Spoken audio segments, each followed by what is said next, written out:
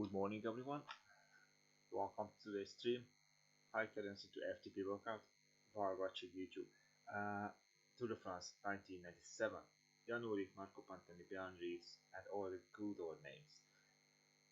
Now today I'm not playing music, we will listen to the YouTube and yeah, we will see. I know it's already an old one, like 23 years ago, but I like to watch Ullrich in action, and Pantani of course, and Brandries and Tulle, boy. So, first of all, let's get into the workout part.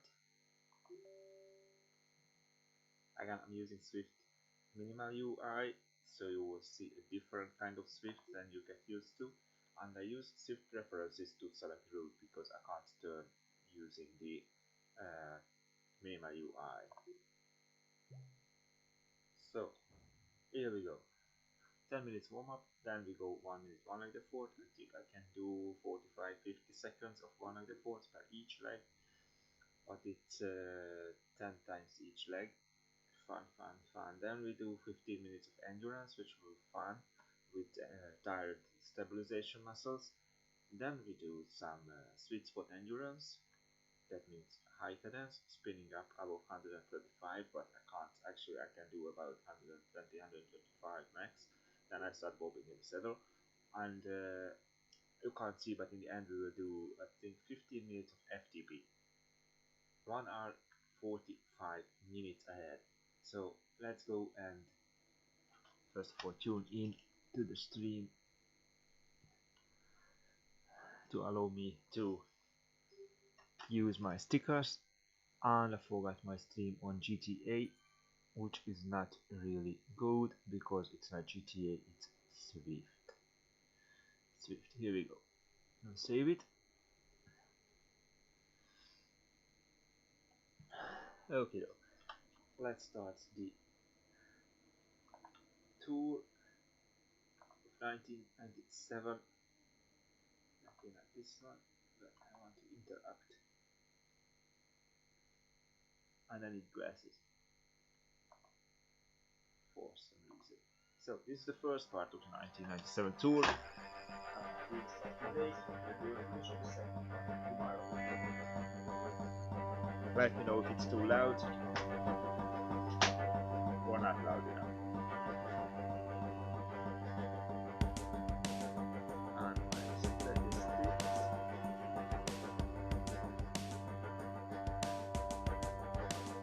my data should be shown. Here we go. I will switch between two. Modes.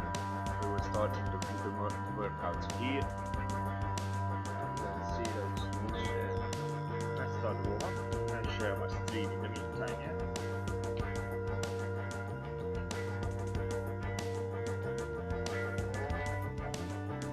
Here we go.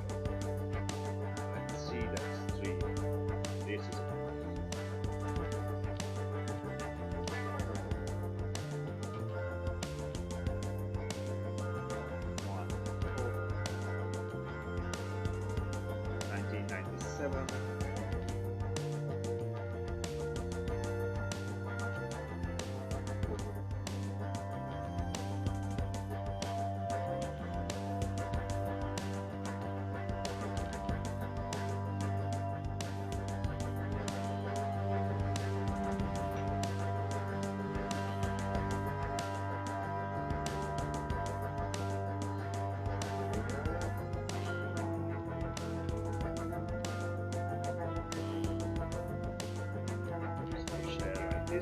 Share to Zwift riders.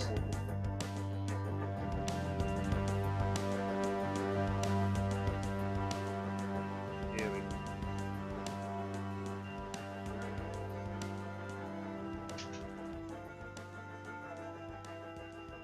If you have anything in your mind, don't hold back, just shoot. I'm all ears, yeah? It's July and one of the world's greatest sporting spectacles is about to happen. Hello again everybody, I'm Phil Liggett along with Paul Sherwin. The Tour de France this year starting from the city of Rouen, and this is the River Seine, the same river which passes through Paris, where the 3-week race will end its near 4,000 kilometres. Well, Rouen is famous for many things, but to cyclists in particular, it is famous for one man. Now here's Gary Imlach to tell us more. You know, according to my copy of the Rough Guide, Rouen spends more of its money on public monuments than any other town in France. And it's easy to believe because this place is populated by a plaster cast of thousands, from Flaubert, who lived in Rouen, to Joan of Arc, who died here. Until now, though, local boy Jacques Anquetil, the first man ever to win 5 tours, has had nothing, not even a single by orchestral manoeuvres in the dark named after him. This week, though, both the town and the Tour have been making amends. Joint billing with Napoleon in front of the town hall wasn't bad for a start, and there's been plenty more. On Wednesday, Rouen marked the 10th anniversary of Jacques Anquetil's death and the 40th of his first tour win in 1957 by renaming one of its major boulevards after him. Yesterday, in the tiny village of Quincampoix, where Anquetil's buried, the Tour did its bit with a wreath-laying ceremony at his grave. On hand to pay their respects, along with his old teammates, were the only 3 men ever to match Anquetil's total of Tour wins: Eddy Merckx, Bernard Hinault and Miguel Indurain. To understand what all the fuss is about, you have to go back to the early 60s, when Anquetil was destroying world-class fields without seeming to suffer so much as a bad hair day. His chosen weapon was the time trial, and his chief victim was usually his great rival, Raymond Poulidor.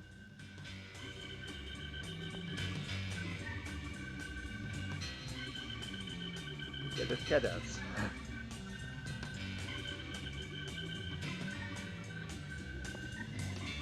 Autant nous étions adversaires et quelquefois nous nous sommes haïs lorsque nous étions en compétition, autant notre amitié est devenue forte lorsque nous avons mis un cours à notre carrière.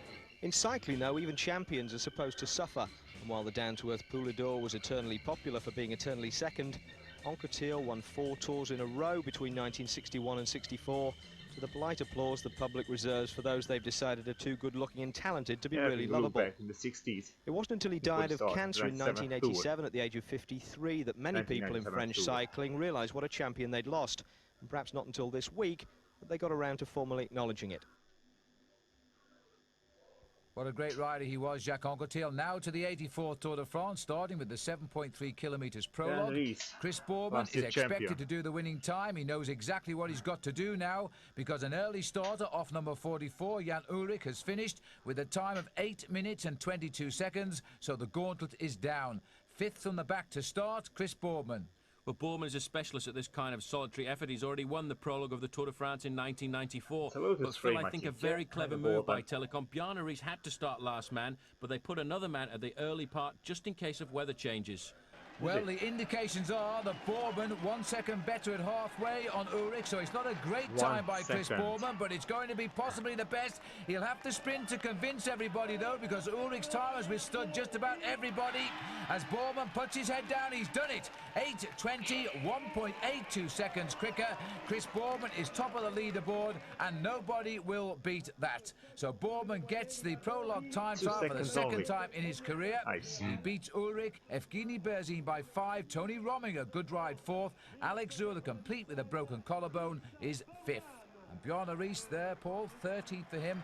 He won't be too unhappy with that, but Boorman gets the first maillot jaune of the Tour de France. And Chris will wear that today on the opening stage in Rouen to Forges-les-Eaux, 192 kilometres, not very far away, in fact, to finish, though, from the start city. And immediately the race has got underway on the narrow roads of Normandy, massive pile-up. And it looks to me, Paul, as though something like 60 riders involved in this one. It certainly has caused a traffic jam, but 1 or 2 riders staying down on the ground there. I think 1 or 2 may well be seriously injured. But you can see the chaos, riders trying to get into the gutter at the side to get round and carry on with the racing. Well, this is the latest of a series of crashes today. We'll try and pick up that rider who is lying down in the road at the moment. A lot of riders here showing no concern about remounting and getting on with the Tour de France, because there's a lot of riders got away up front, but it's also around the epicenter down there. One rider is on the floor, and we'll try and get down in there and see who it is. Alex Zülle is one rider who's been delayed as well, and he's not going to be too pleased with that, Paul, especially with his damaged collarbone. Well, that operation just before the Tour de France, he was hoping would be able to ride down to the mountains without too many problems. You can see Alex Zülle there, but the rider on the floor is one of the riders from Big Mat Aubert. Well, I think it's Gilles Talmont who's gone down, and we've left him behind on the road now as the riders have regrouped after a long chase over the countryside. A number of riders have been delayed by that crash, so it won't be a massive bunch sprint here today. But they're slowly getting themselves back together as we run down towards the finish now at Forges-les-Eaux. And I think everybody's going to look out for Mario Cipollini to see if he can take on Eric Zabel, the good jersey last year in the Tour de France, and he's sprinting so well this year. And it looks as though Zabel is going to try and interfere with the result of the first stage. A lot of fanning out by the main field here, but a very small group indeed of about 50 riders competing for the sprint. Chris Boardman has made the split, but the time bonuses could well lose him the race lead. As the finish approaches, Mario Cipollini leads all the way to the line. Now the time bonus he has got by crossing the line should be just enough to give him the maillot jaune. And this group coming in now contains Bjarne Riis losing 58 seconds on day one of the Tour de France, while Mario Cipollini, complete with his American shorts, there he get fined for those, is enjoying the victory. And look at the speed of this man. 5 stage wins in the Tour of Italy. He's opened his account again on the first stage now of the Tour de France. He makes it look so easy, finishing ahead of Tom Steels here. The Belgian champion riding his first Tour de France. And in the white jersey there is Frédéric Moncassin. But there you can see Steels just snicking second place. Here he comes over the hill, the big man stamping his authority again on the sprint stage of the Tour de France. So super win for Super Mario. He's now the leader of the Tour de France, but those shorts, well, they're illegal. He will be fined, and Paul Schoen put the question to him.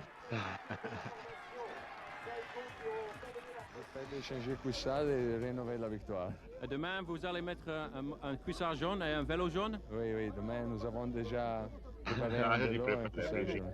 Mario, cette année, le maillot rose dans le Tour d'Italie, le maillot jaune dans le Tour de France, laquelle est la plus belle? Sont tous les deux plus belles. On va vivre en deux modes différents. Le Tour d'Italie, c'est le cœur, ici, c'est la chose plus grande du monde. Well, Mario should know, and we look forward now to him riding the yellow bike in the Tour de France. So the ever-present dangers of taking part in the Tour de France yesterday highlighted on the very first stage. More than 2/3 of the field affected by that massive pile-up. For some of the big favourites, well, they really did lose out. But for others, of course, they profited. Here's Gary Imlach to report. The chief beneficiary at the expense of his team leader Bjarne Riis was Telecom's Jan Ullrich. Ullrich served notice of his potential when he comprehensively beat Riis in last year's final time trial on his way to second place overall. This year, it seemed the only thing holding him back would be team orders to work for the boss. But after beating Riis again in the prologue, Ullrich now finds himself over a minute up on his leader, who was caught behind the crash. Team orders may have to be rethought. With Ullrich on the right side of the spill was Spain's leading Miguel Indurain impersonator, Abraham Olano. He's enhanced the likeness this year by taking Big Mig's spot at Benesto, but he knows that only a win will make it truly convincing. The only real French contender is Richard Viron. After 3 wins, the novelty's worn off the King of the Mountains competition for him. He'll be looking to apply his climbing ability to the general classification. Viron finished ahead of the crash yesterday, unlike Yevgeny Berzin, who lost 58 seconds as a result. That and his ability to self-destruct, as he did to lose the yellow jersey last year, make him an outside bet. Alex Zuller isn't so much a bet for the Tour as an insurance risk. He arrived with half a dozen screws in a broken collarbone after a crash 3 weeks ago. He went down again yesterday, falling 1:35 behind Ullrich, the rest of the challengers to Bjarne Riis. Which brings us to the defending champion himself. Last year, Riis finally completed the transformation from jobbing rider to tour winner. At the age of 33, he's not keen on making the return journey. He didn't fare as badly as Zuller yesterday, but still lost 58 seconds to the leading group. He's now 1 minute 11 seconds down on Ullrich. That's by no means a disaster for Riis this early in the race, but it could be the start of an interesting dilemma for his team. And this is where the leading contenders stand at the moment. Jan Ullrich currently third, 12 seconds off the pace, and Olano up there in fifth. He's 20 seconds down. So on to stage 2 now. The race are passing away from Normandy into Brittany. 262 kilometres. It's a long, long way today, Paul. Well, Mario Cipollini resplendent in his yellow jersey, yellow shorts and the yellow bicycle, and he's got one little dream in the back of his mind, Phil. He'd like to win in that attire. You forgot the yellow gloves, glasses and socks. Anyway, the TVM team are trying to set this up today for Jerome Blyleven, who usually pulls one stage win in the Tour de France. In the final kilometre now, it's been a day of attack and counter-attack, but the field has come back together. And now it looks as though TVM are trying to give Blyleven the victory. Mario Cipollini right on the far right as we look at the picture here, and he looks to be in a bad position as he makes his way up to a finish in Via. And they're already out of the Tour today. Another rider retired, by the way. Arsenio Gonzalez of Kelme went out in the first hour with his crash injuries from yesterday. Anyway, the sprinters now are trying to wind it up towards the line here. It looks to me, Paul, as though hopelessly boxed in now is Cipollini. As the field swings across towards the left of our picture, it looks as though Cipollini has got himself in an awful mess today. The man in yellow perhaps suffering a little bit from pre-race nerves. Robbie McEwen dodging about on the far left. First time Aussie in the Tour. Cipollini's got through. I can't believe he came through that gap, but he saw it and he's free as a bird. Mario Cipollini is taking the stage right on the line, and the rider who was just on his wheel was Zabel. And the other man will have to be content with third place, Jerome Blyleven. Well, Cipollini won his first stage in the Maglia Rosa in the Tour of Italy this year. Now he's done likewise in the yellow jersey in the Tour de France. This has opened up an intriguing prospect now on stage 3 as we go from Via to Plumelec, because now Mario Cipollini could become the first man for 49 years to win 3 stages in a row. Well, the other Italian, Gino Bartoli, was the legend who did it back in 1948. And now, can Mario Cipollini do the same? The omens are there. Mario Cipollini is, of course, Italian, and like Bartoli, he's now wearing a yellow jersey. So he can dream of 3 stages in a row as he starts out now on the stage here of 224 kilometres from Via to Plumelec. Paul, can he do it? It's going to be very difficult because very few people have done it over recent years, but he is happily installed at the top of the leaderboard. Cipollini with 36 seconds over Chris Boardman, and Ullrich 38 seconds behind. One thing's for certain, Phil's already at the finish line in Plumelec. Well, I wonder if Mario Cipollini will be standing here on the winner's podium at the end of today's stage here in Plumelec. It's not really his sort of finish, you know, because just off to my right here is a small climb. But the way Mario's been riding these past 2 days, you won't find too many people who'll bet against him. But before we go to the day's action, let's join Paul Sherwin, who'll tell us more about the great skills of this Italian bike rider. If you want to be a sprinter, take some lessons from Mario Cipollini. 400 metres to go, and he seems to be completely locked in the pack behind 20 other riders. But a good sprinter never gives up.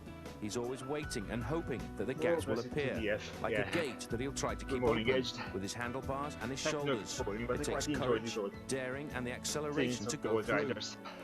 Inside 200 metres to go, the sprint begins.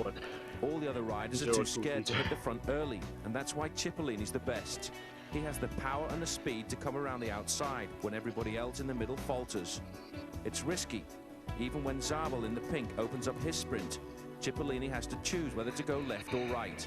He flicks his bike around the German's wheel, opens the gate up to the finish, and powers away on a massive gear of 53 by 11. Unheard of by sprinters 20 years ago, but Super Mario is a sprinter of today. Indeed he is, and here he is now at Saint-Hilaire de Arcueil at 37 kilometres. The small time bonus is very important for not just the green jersey but the yellow as well. Zabel is taking on a Cipollini, and Zabel beats him. In fact, Moncassin getting second and Cipollini only third, but he gets a 2-second time bonus. The race goes on, heading towards Plumelec. Is it better now? Finish to the race today in Plumelec. Hope it's better. I think will be very wary towards the end. Super Mario looks in good form with Tony Rominger. Well, they both live well, it's been so much more faster and aggressive. But I would think Mario on the flat and Tony on the hills. They were really gentlemen back then, but pace is quite high, and today is a crazy scene. This is the second sprint of the day, and this is at during the sprint. 93 kilometres have been covered now.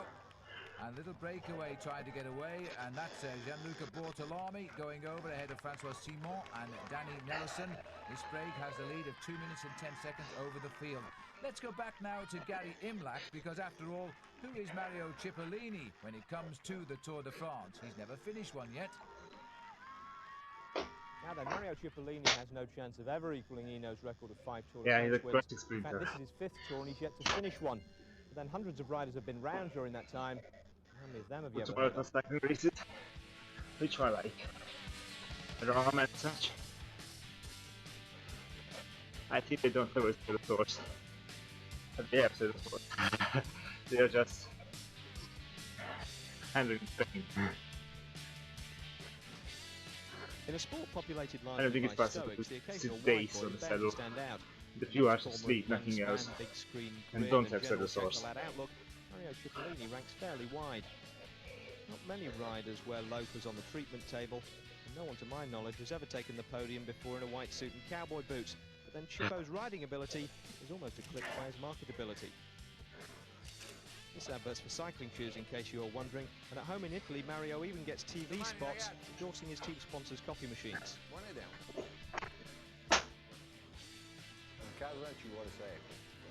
Not exactly evidence of a career in acting once his day job's over, but for the moment, Chippo's happy making the most of the spotlight he's got.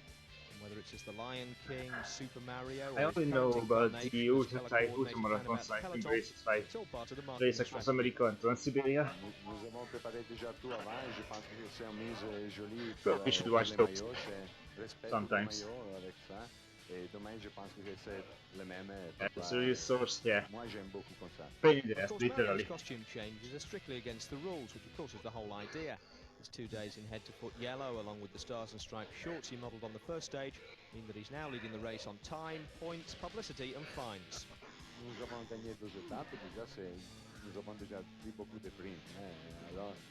The team can pay the fines. Nobody questions Cipollini's supremacy in the sprint, but his ability to go the distance has always been suspect. His previous tours have been one-week French holidays. Fourth one down, 6 to go. Stages, then get a note from the team doctor once the going gets diagonal. But this year, Chippo's in possibly the best form of his life. He won a record 5 stages in the Giro, including the final one, and fancies doing the same here.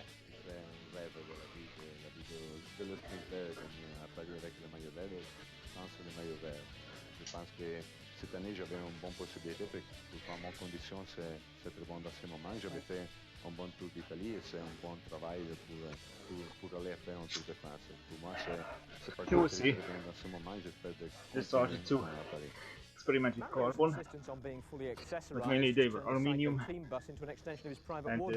it's just a Lotus Gigabyte. Here's the yellow one he's on at the moment. And this is the green frame that will form the basis of his colour palette once he slips out of the race leading into the points jersey. Now that's the mechanics, they say they haven't been asked for anything in a polka dot yet. But then again, by the time the race is the Pyrenees, Mario's more likely to be wearing a pained expression. That was the general idea of Gigabyte. As we approach the finish here, there's a nasty little climb up to Plumelec. It's Lon Brochon, the again, a few years later, Czech brought their OCRV heated frames, flattened tubes in such, not one piece, but the usual form. I think UCI declared illegal these molded heat form frames. Over the top of a struggling Van den Broek, he gets the stage, and Bjarne Riis has got third. He'd be delighted with that. Riis getting himself back into this race. This is how it happened. Eric Zabel, realising that Van den Broek had misjudged the length of this hill, come easily over the top of him and gets the stage win, his first of this year's tour. Paul Sherwin is with him, and I bet he's happy. Eric, one day after your birthday, it's almost as good as winning yesterday. Yeah, that's true. Yesterday I was second, and for 2 years I win on my birthday. But okay, with 27 years old, I feel I'm a little bit better. Well, he's almost on his pension, isn't he? But this is a sad sight, Paul. This is Tony Rominger, who crashed out just before the finish at Plumelec, confirmed a broken collarbone, and at 36 years of age, I think he's ridden his last Tour de France. We're all very sad about that. The tour, of course, goes on, and Mario Cipollini leading Zabel now by 14 seconds. Chris Boardman still up there in third place and waiting for his first test in the mountains.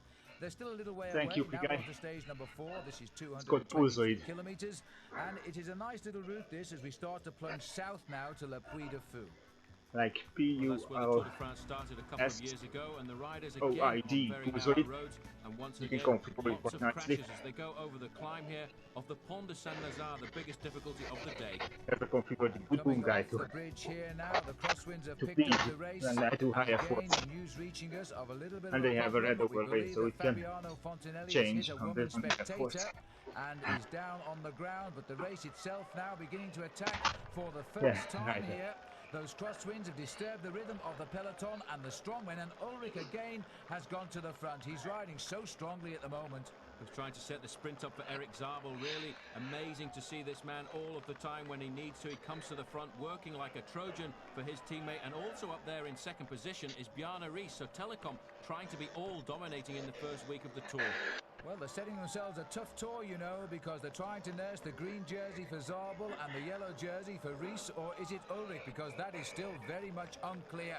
Anyway, Ullrich is proving the way to keep out of all these crashes this week. Thank you, mate. Is Have to a nice get near night. the front and stay out of trouble. Thank you So for far, he coming by. hasn't made any mistakes here now, as the team are trying to line up Zabel again for the sprint, and Nicola Minali is nosing in on this one too. So Minali's the rider in blue. Zabel is through on the rails there. He's in the green jersey. This is going to be a very tight sprint. Cipollini trying to come through as well now. Cipollini on the barriers. He's got the wheel of Zabel, and this is a rough ride too. But Zabel is going for it now. Minali is with him. Minali and Moncasan. Has a hard trick, but because I'm using a very tight finish Swift, indeed, but Minali thinks he's got it. But my goodness me, that was a close one. I couldn't split it. Let's have another look at this one. There is Frédéric Moncasan searching for the stage win. Minali, the man that won the stage with Tour de France when he was in Britain a couple of years ago. He's right alongside Frédéric Moncasan, and Cipollini couldn't get through. Paul, just have a look at this. Well, that's quite remarkable. You can see the speed of Nicola Minali coming up there on the left in the blue. There was a little bit of a switch from Zabel in the green, which I think slowed down Mario Cipollini in the yellow. The GTX Moncasan using a huge gear on the left-hand shoulder. Minali tries to come up at the very last minute, but it all goes down to the lunge for the line, and both of these riders lunging at almost the same time. I think the mistake from Moncasan came that he threw his bike just a little bit too soon, and then I think it's going to have to go down to the finish, because as they go over the line, they're almost on the same millimetre, really. Unbelievable. Well, Minali instinctively has thrown his hand up. He's claiming the victory, but this is going to go down, I think. Okay, let's see the picture. On the stage of the Tour de France. The eye cannot split these two riders, and we're trying every camera angle here. But they're crossing the line almost together, but the sense of Minali to throw his hand up, I think he might get it. Look at this. Well, you know, from this angle, to me it looks like Moncasan, but the judges are giving it to Nicola Minali, and they're saying the official distance is 4 millimeters. And I think they're right. I think the rider on the far side has won the stage. Well, there we are, Nicola Minali, a stage winner by the narrowest margin I can recall, just 4 millimeters, and that's official. Overall standings after stage 4, the long stage and the sprint. But by now only 4 seconds to Zabel. 4 millimeters. Still third, and Ullrich still hovering there in fourth.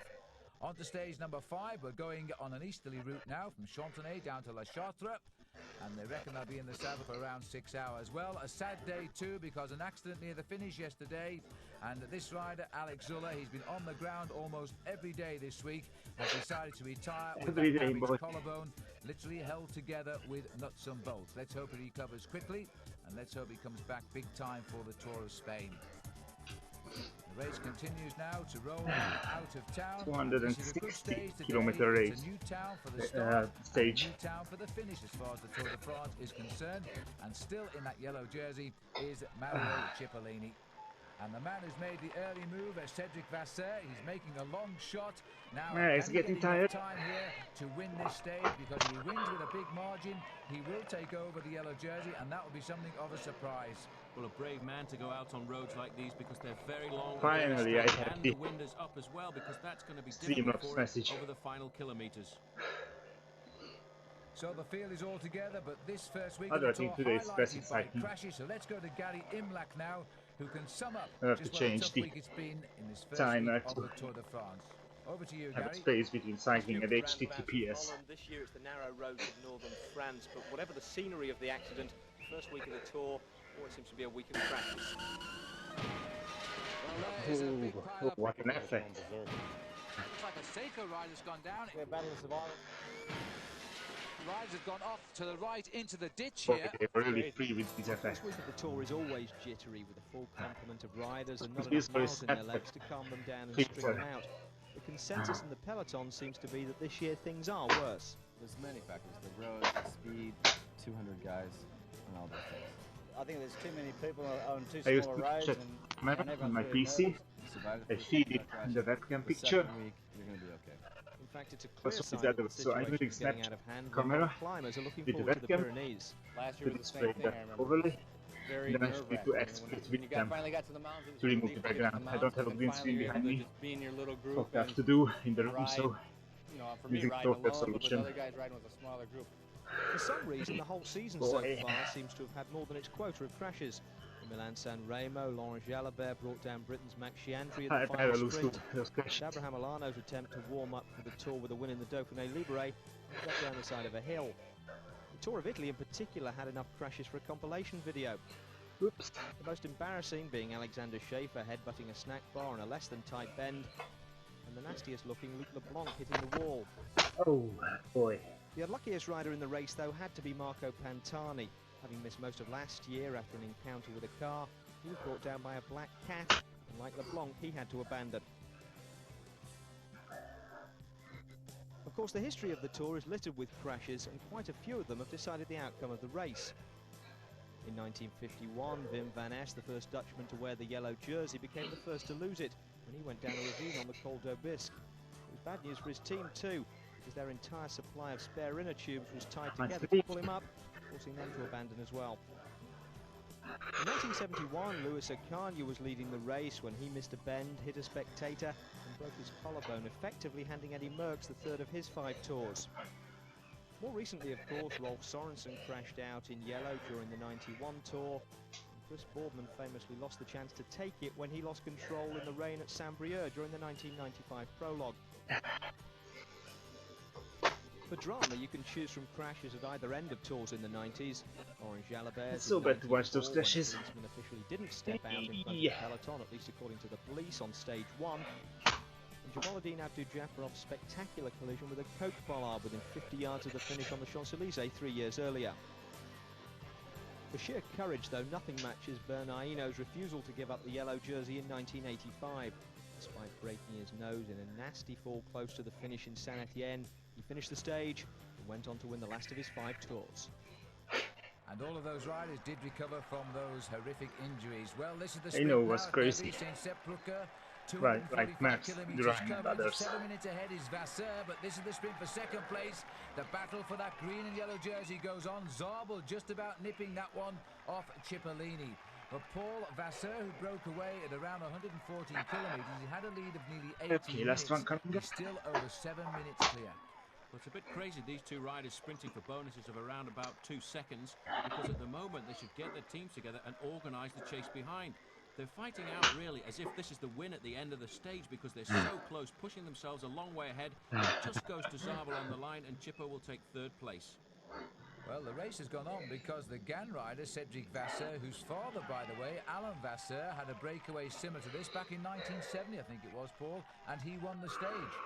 His father was a great rider when it came to those lone breakaways, in fact, winning a stage of the Tour de France. But if Cedric Vasseur can keep the time gap that he's got at the moment, 6 minutes and 25, he will have something that his father never had, and that's a yellow jersey in the Tour de France. Right, well, at the moment, Vasseur started the day 21st overall, 1 minute and 37 seconds behind Mario Cipollini. 2 seconds, then we are done with 10 repetitions each leg, 1 left pedaling. But right now, I don't think equally so that Vasseur expected to get the lead, but it's beginning to look possible. Yes, he is showing signs of fatigue, and you know, if he survives all the way to the line, he'll have been alone in the lead for 40 minutes into the training. Let's see. This is not a flat route today, it rolls 15 all the minutes. way.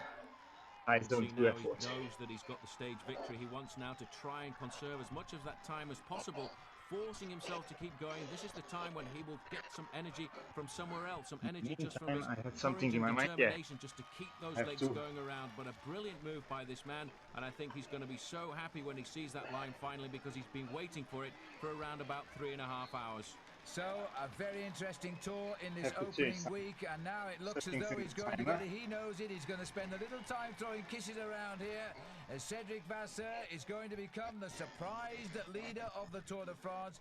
He's still approximately 2.5 minutes to the good at the last time check. There's a chance to see what happens on television back in northern France. That's Dad Alain. who used to race on the big team, and he's commentating actually on his son crossing the line live. Cedric Vasseur becomes the new leader of the Tour de France, because here is the race for second place. The Australian Stuart O'Grady is going to make it a 1-2 for Gann.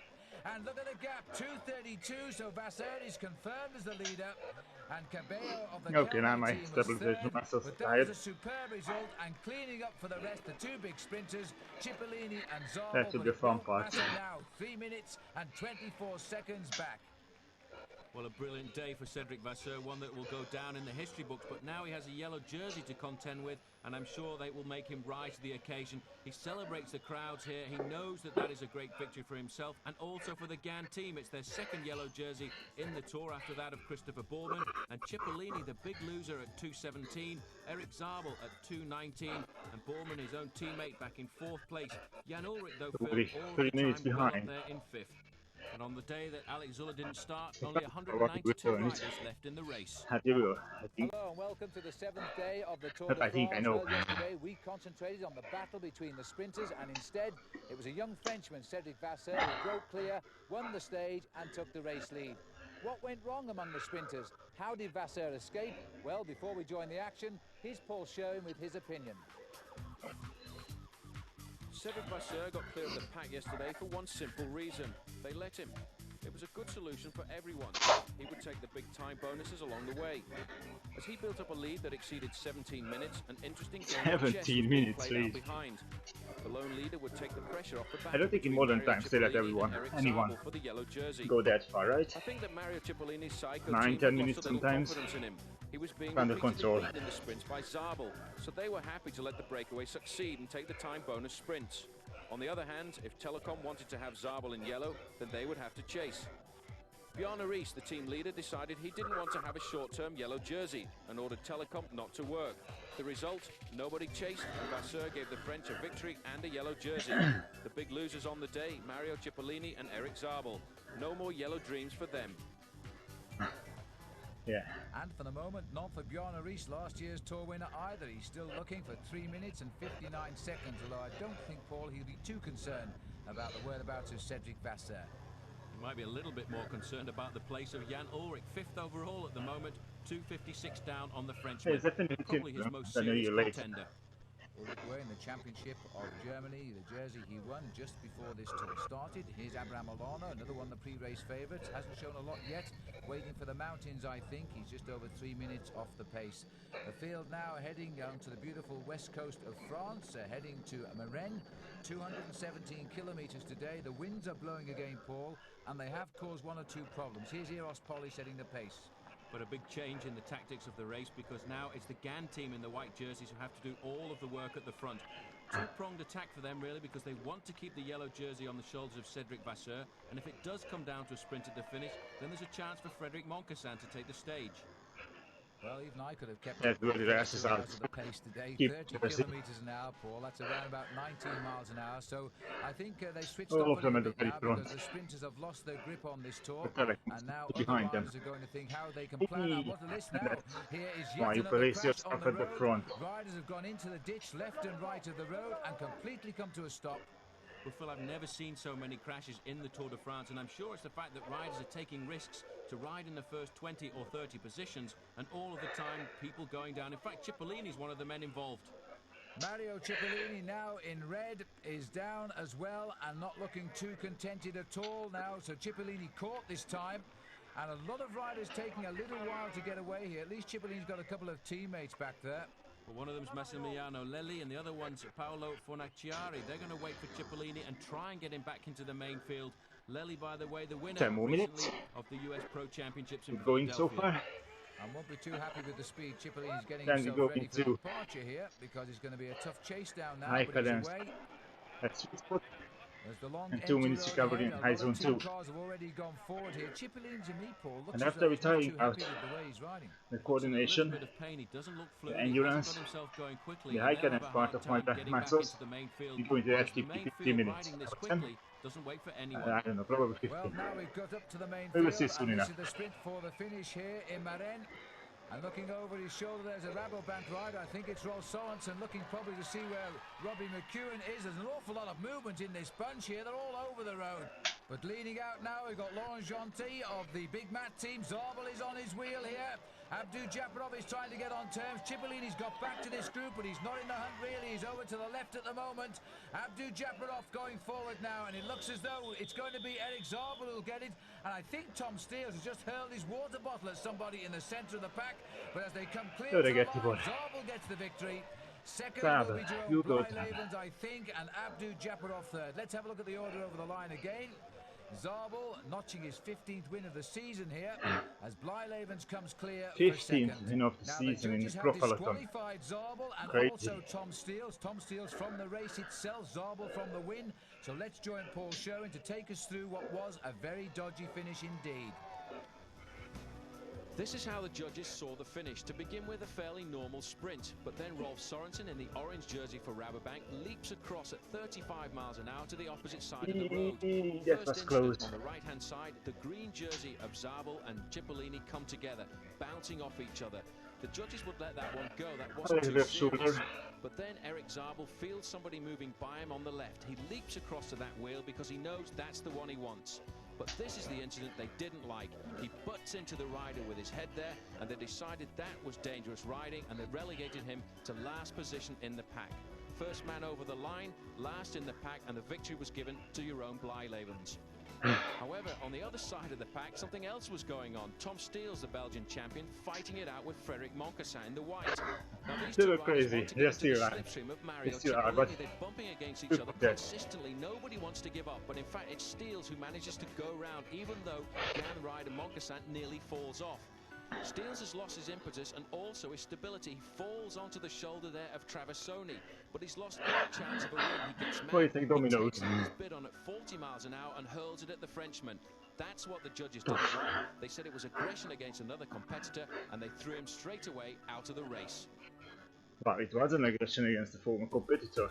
And the sensations don't stop there as we now tune up for stage 7, Marennes to Bordeaux. The field being flagged away with Cedric Vasseur in the maillot jaune, but not coming out to the race start this morning was Evgeny Berzin. The Russian rider, although he got to the finish yesterday, realized he had broken his collarbone. Out too with a damaged neck is the man who won the Tour of Italy, Ivan Gotti, another non-starter. While Mario Cipollini, we saw him crash, well, an injured knee. He too has abandoned the Tour de France today. 3 big names have gone from this tour. There's another one as well. Jamaluddin Abdu Japarov, who was said to have given a positive drugs test earlier in the stage of this race, has been disqualified, so he's gone home.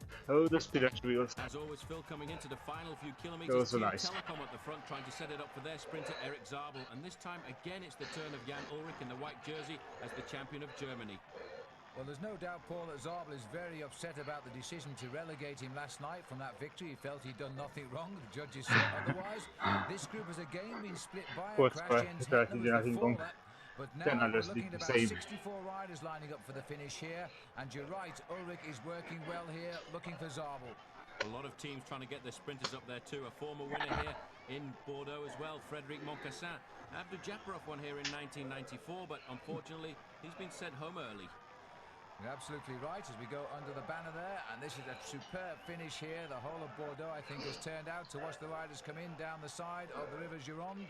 And now the sprints are starting for the line here. La Française de Jeux is trying to break it up a little bit, but they've marked him well. Bjarne Riis himself has got control at the front now. He's looking better every day of this tour. As Riis is thinking of Zabel, there he is, lying 4 men down the line. Easy to pick out in that green jersey. Zabel wants this for very special reasons now. He's not worried about anything else. The win he wants to make sure the judges get it right. Well, the team have put him in a great position. There's Andreu trying to get a place for himself for the coffee in his team as well. But Zabel's right in the slipstream, but it looks now as if he's been boxed in. He's in second. So Zabel in second, but he's got a lovely smooth lead out for the line. Look at his face now as Zabel kicks with all his weight there. Moncassin long way back. Blyleven's is behind too. This isn't going to be. That's Kersipou trying to challenge. Jan Kersipou. Zabel gets revenge. He gets the victory in Bordeaux, as in fact he did back in 1995. But this one was rather special for him. So Eric Zabel gets the victory as we see it here. Jan Kersipou makes an appearance at last, the sprinter on the Casino team. And Jeroen Blyleven's again not quite having the strength necessary to get the kick that turns third place into a win. And Robbie McEwen, he's the Australian rider in his first tour. He crosses the line Robbie in McEwen's fourth first tour. place. That was the important one today for him. Erik Zabel getting the win he wanted. This is the overall situation after 7 stages in the prologue. Cedric Vasseur leads by 1 minute and 49 seconds. Erik Zabel, he keeps nibbling off with the time bonuses. Chris Boorman up there in 3rd place. On to stage 8 now, Sauternes to Pau, the gateway to the Pyrenees. Getting closer to the Pyrenees. Miles, 161 and I think we will have the Pyrenees today, and we will watch the Alps tomorrow. Certainly through some of the most beautiful wine country of the world, the French Bordeaux region, and this area they're leaving from Sauternes makes a very clear, white, sweet wine. If you've got a chance to take some dessert, well, I think you should try it. That's allowed, but some things aren't. The current drug of choice in cycling is EPO. And welcome to the EPO is era. a drug that mimics the effects of altitude training by raising the number of red cells in the blood. And there's the problem, because medically it's impossible to tell the difference between a cyclist who's been up the mountain and one who's been down the chemist. So although dope tests carried out daily at the stage finish are fine for detecting the usual scientific suspects, they're a year away from EPO. testing up there. And here's where things get interesting, because the riders themselves were so concerned about EPO that they gave their support to a creative compromise. This season, in addition to drug testing, cycling's ruling body, the UCI, has also introduced what it calls health testing. And any rider with a red blood cell count over 50% is prevented from competing for his own welfare. Not banned, just sent away until his blood is back to what the UCI considers normal and healthy. They take a little blood sample and they measure it, and if you're over 50, then you have 2 weeks to lower it again. So I think it's a good measure. It's a good measure. Are together in the fact that they want to. Oh, look at that young kid. They want, they know that they have lives after cycling. So everybody wants to make sure that we're healthy professionals. So far this season, 10 riders have been sent home for the good of their health, including former King of the Mountains Claudio Chiappucci. In the first week of the Tour, though, 4 teams have been tested, all below the limit. But the system isn't without its critics. Some riders think the ceiling has been set too low, particularly for riders like Colombia's Chepi Gonzalez, who live at altitude. No solamente nosotros, sino habrá muchos más que manejarán pues niveles altos de hematocrito, ¿no? Entonces la UCI tendrá que hacer un estudio muy concreto a los corredores colombianos. But 50 is low, but for people who are living on sea level, I think there are little problems, and in my career, I've seen no rider with a level of over 50 during competition. The other criticism is that with this new blame-free approach, the UCI is ducking the moral issue by not even trying to distinguish between the dopers and the naturally high. Not to make those nice steel frames as well. Controlled substance on public sale at I the like them. start every morning. I want to be able to buy based on one. UCI limit, although as with all drugs, there are one more minute. side effects. We're into high cadence. And now back to the action here, and the riders concentrating on the finish in Pau after that 100 miles. And so far, the race has been pretty nippy. The first hour, they covered nearly 49 kilometers today. And despite several attempts at breakaways, it's 30 all minutes come or back so. together for the final sprint. And again, Phil, it's Jan Ullrich on the front with 1 kilometer remaining. Push to talk trying to set instead. it up for Erik Zabel one more time. Well, this is the last day before the mountains begin, and after that we're going to find this, I think, to be one of the hardest tours in modern times. So this is the last day for the sprinters, and they fought hard to keep this race together. Zabel has got 2 wins under his belt. He's right in the hunt again, and once more, Jan Ullrich, he seems to be a tower of strength this year, swinging up as Bjarne Riis takes them around the corner. It's amazing to see the amount of work that Bjarne Riis has done in this first week of the Tour de France. Tomorrow he's going to have to turn around and reinstall himself as the leader of the pack. Absolutely right, but now they're thinking only of the sprint of 400 metres to go, and the telecom boys are again catapulting Erik Zabel towards the line, but watch out because Nicola Minali is mixing in, and again Jerome Blijleven still looking for a real win because he's only got 1 by disqualification. But now Zabel goes for the line, and doesn't seem anybody to stop him now. As Minali comes, Moncassin in the white and Blijleven, but they're not going to get on terms.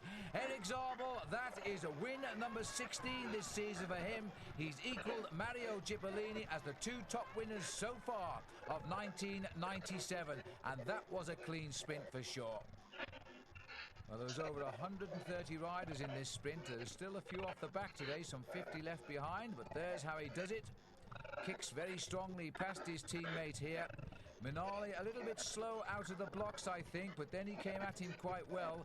Moncassin also left far too far down the field, having to come over the top of Jerome Blijlevens, and I'm not too sure he actually will get over the top of Blijlevens. He won't. So for the second day in succession, Blijlevens takes third place, and equally so, the win going to Erik Zabel. He'll tell you he's had 4 wins in the Tour this year, but of course officially it's only 3. Close, but not quite as close as when Minali got the verdict by 4 millimeters over Moncassin, but still, it's a good job we have photo finish equipment on the Tour de France these years. Quite remarkable to see the power of this man, Erik Zabel. Once he sees the finishing line, he just opens it up, and I think he owes a very big thank you to Giovanni Lombardi, who they brought across to the team this year. He certainly has been able to set him up perfectly. Learned a lot of his skill on the track scene because he is Olympic champion at the points race, but really quite remarkable the way Erik Zabel seems to time it just right. Well, that's the ability of being a perfect sprinter, of course, and Zabel now 16 wins this season, beating Minali, Blijlevens, Moncassin and Lottie Oos of the Casino team, getting up there in 5th place in what is his first Tour de France.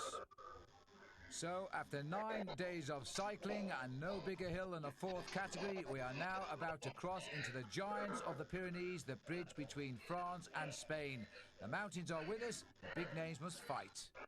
And it's a beautiful day here for finishing Bougainville, but you know the weather here in the Pyrenees can change very quickly. However, we do expect Bjarne Riis to put in his challenge. At this stage last year, Riis was already the leader, and ahead of him in Denmark was the biggest welcome any sportsman had ever been given. Cycling has since become Denmark's #1 sport, and thanks to Bjarne Riis, most of Denmark will be watching television today.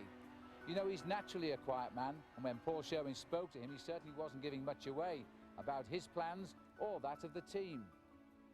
It's pretty normal.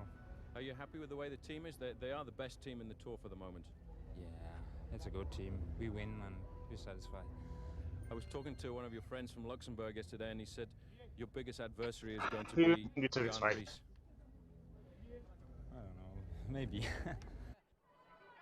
Well, perhaps he is feeling the pressure after all. Well, let's join the action now as we start the climb of the Col de Tourmalet. The 2 riders out in front here are Javier Pascual from Kelme and Pascal Hervé from Festina.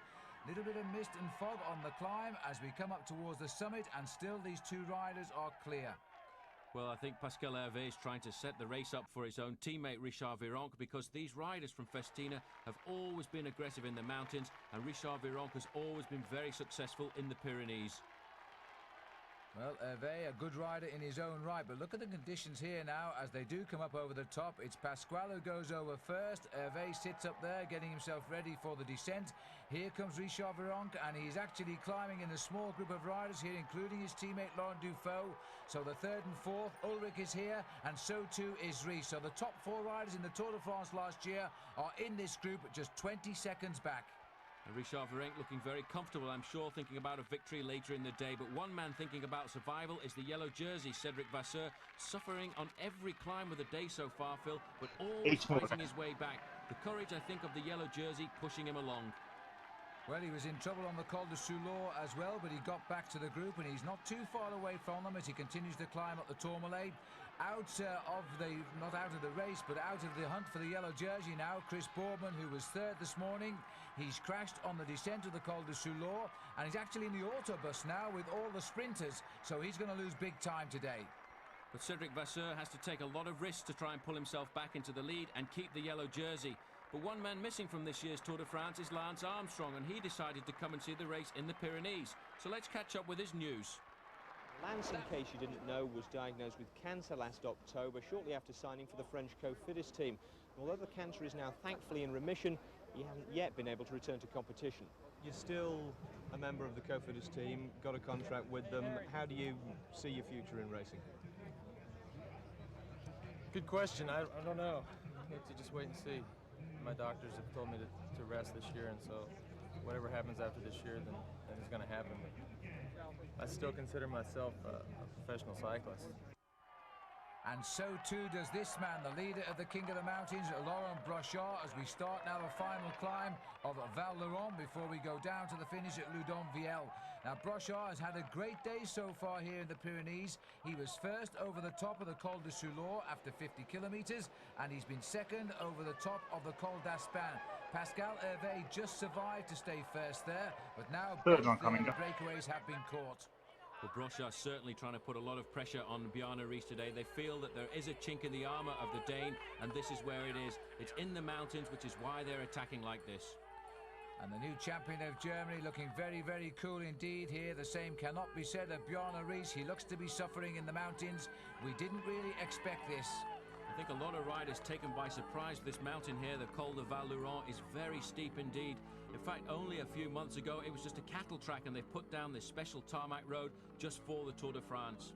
A little bit of a back road, but it was here in 1991 where we first heard about Miguel Indurain as he laid the foundations for his first Tour victory. The stage also being won on that occasion by Claudio Chiappucci. That was his first ever big stage race victory. Great to see in this group as well. Marco Pantani has come back after the terrible accidents he's had over his career. The first one in 1995, Milan-Torino, and even having to withdraw from the Tour of Italy. But the man suffering like a dog is still Cedric Vasseur. But Phil, he keeps coming back on the descent.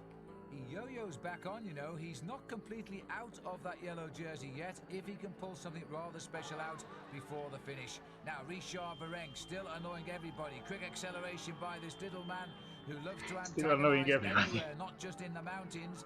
He rides rather, reminds me of Claudio Chiappucci, the way he annoys everybody. But now, look at the cool way that Ullrich has sailed up to him, and the man not there, Paul, is Riis. Well, Riis looked as if he was suffering an awful lot just a few moments ago. Can't respond to this attack. I think probably not panicking, realising that Virenque attacks and keeps lifting up the pace. And what Riis will try and do is, I think, come back slowly and not put himself into too much pressure. But you can see he's gone off the back of the group.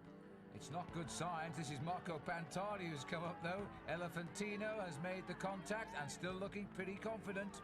It's the first time we've really seen Bjarne Riis under pressure. He's looked so good in the Tour de France so far. He's been leading out the sprints, doing a lot of work on the flat stages, but now it looks as if he really can't match these top climbers in the Pyrenees. Well, now the captain has taken over. He's passed his teammate, Laurent Brochard, so Richard Virenque perhaps going to start staking a claim to a fourth win in the King of the Mountains competition. The only man ahead of him is Brochard, who says he's minding the jersey for his team leader. Well, we're going to find out. But Pantani's got other ideas here. The top of Val Thorens. Marco Pantani is flexing his legs. Virenque will not like that, but he's lost it because he's gone over the top in second place. Ullrich third. Brochard is fourth. And we're waiting now for a time check on the whereabouts of Bjarne Riis. And Pantani isn't waiting.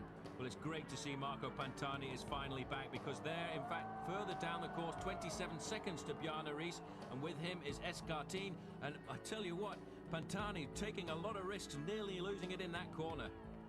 Well, he certainly is. That was a crazy right-hand turn there, but he wants to open the gaps now. They don't seem too concerned that they're towing young Jan Ullrich with them here, the revelation of the Tour last year. 2 minutes 49 seconds for the Maillot Jaune. He still has a chance of hanging on here. The Maillot Jaune and Cedric Vasseur, who was around about 2 minutes down at the start. He's still in with a real chance, and the team car knows it here. Roger Leger it was who's saying, look, keep on doing this and you could still keep that yellow jersey. Well, it's a downhill finish, a very treacherous one too, and Vasseur has proved all along today that he can come back on the descent. He'll not make up the whole amount of that deficit, but he can certainly pull some of it back. Well, Ullrich is the man who's the big danger. He's lying 2 minutes 58 behind Cedric Vasseur. So at this moment in time, Vasseur is doing just enough to keep the lead. Richard Virenque now is the man starting to take the risks here in the corners, followed by Ullrich, and Pantani decided to take up third position now. But it's amazing how well this climber goes downhill, because normally a climber is not reputedly a good descender, but Virenque is certainly taking a lot of risks with 5 kilometers remaining. And most of that 5 kilometers is downhill now to this new finish for the Tour de France. A beautiful little place it is too, tucked away in the valley with the Pyrenees all around it. And it's been a great day of racing today. The strongmen who felt they could win this Tour de France on the attack. And this man here, Laurent Brochard, he's been attacking all day. He's been dropped just now. He's coming back. He's taken a lot of risks. He was only 23 seconds down at the top of the climb, and with a bit of luck, he'll get onto the back wheel of these three leaders. And that, of course, is going to help Richard Virenque, because that means he's got a mate up here who will not help. Ullrich seems to be desperately trying to control this race at the front, almost as if he's trying to slow it down to await the arrival of Bjarne Riis. I think that's why he keeps looking over his shoulders. He realises Bjarne Riis wasn't too far behind at the top of the climb there, and all he wants is for his team leader to come back up to him, which is why he's currently sitting in second position. But look at the speed of Brochard. He's got back right in the town, and I think there's around about 3 kilometres remaining. Great bike riding by Brochard. He's come right back to 3 men. He thought he'd seen the last of not very many kilometres ago. I think that was the 3 kilometres to go banner, Paul, and now a little kick uphill again. And Brochard has latched onto the back of Pantani and looks as though he's anxious to get right through onto the wheel of Ullrich. Well, I think he wants to go to the front and work a little bit with Virenque, because he realises this is a chance for Richard Virenque to open up some time gaps over Bjarne Riis, and now Brochard is moving forward. Moving forward, and is he going to go for it? He's come right over the top of Ullrich. Now, in fact, Virenque is in second wheel here. He's trying to back off the other two and give Brochard a chance. Well, that's a great move by them, because if it does go down to this group going to the finish, I'd give all the chances to Jan Ullrich. He's certainly the fastest man here, and not too far behind Bjarne Riis. He's coming up with another Festina rider on his wheel. That's Laurent Dufaux, and a little bit of help from the man in green, Fernando Escartin. Well, I've still got him pegged at around 35 seconds, so he may have lost a few seconds on the way down, because Pantani and co did take 1 or 2 risks on that descent, but look at the gap now, and you know they're going to allow him to go. Well, that's remarkable, Phil. You see Jan Ullrich playing the perfect teammate. He isn't chasing down Brochard because he realises if he does peg him back, then somebody else will attack. He wants to slow down Virenque, because all he wants is for Riis to come back. He's just sitting there, leaving it up to the Frenchman. Well, if Laurent Brochard wins this, you'll have to admit he deserves it, but what a way to win a stage. The first day in the mountains, he looked to me as though he's finished about 10 kilometres ago. He's clawed his way back, as Riis has yet to do, and he looks like he's going clear. 2 men fighting for their lives now. Bjarne Riis, last year's Tour winner and the current Tour leader. And that man, Paul, is seconds away from retaining that yellow jersey, not losing it. It's going to be very close for Cedric Vasseur, but the man really pushing himself to the limits now is this man, Laurent Brochard. I don't know where he's getting the force from, because he's been away all day. He's been over the mountains, trying to keep the lead in the King of the Mountains competition just for one more day. And his teammate, Richard Virenque, at the front of that group there, just slowing them down. But this rider has turned his day of defeat into one of success by just joining the leaders and immediately attacking. Laurent Brochard is going to get his first stage win ever in a Tour de France. A man who's having his best ever season, and this confirms it. Now the clock will start counting as the race continues to come in behind. Now, can Richard Virenque make it a 1-2 for Festina? It's certainly been their day, their first day in the Pyrenees, and Pantani's going to have a go at Virenque, but still, Jan Ullrich doesn't want to play. Second, though, for Virenque, third, Pantani, and fourth, Ullrich. Here comes Riis. His loss is 41 seconds on the leader today, so he's lost a bit of time. Abraham Olano is in this group as well. He's also conceding more than a minute, but it's the yellow jersey now. If he finishes inside 3 minutes and 10 seconds, he will keep the yellow jersey. It is going to be very close to Cedric Vasseur as Pascal Lino leads him towards the line, but he's done it, and he deservedly has kept that yellow jersey. What a great show of defiance. 2:57 down. And confirmation of the win for Laurent Brochard ahead of his own teammate Richard Virenque by 14 seconds. But Marco Pantani, well, he's back in third. For the next stage in the Pyrenees, 252 kilometres, and Vasseur still in yellow. It was a sensational start in the mountains for the Tour de France yesterday. It left us all wondering, what will day 2 in the Pyrenees bring? Will Cedric Vasseur still lead in Andorra tonight? Will Bjarne Riis lose more time? Or will Riis become second player to young teammate Jan Ullrich? Simply brilliant yesterday. Indeed, have we seen the return of Marco Pantani? Or is this the year of the Festina team?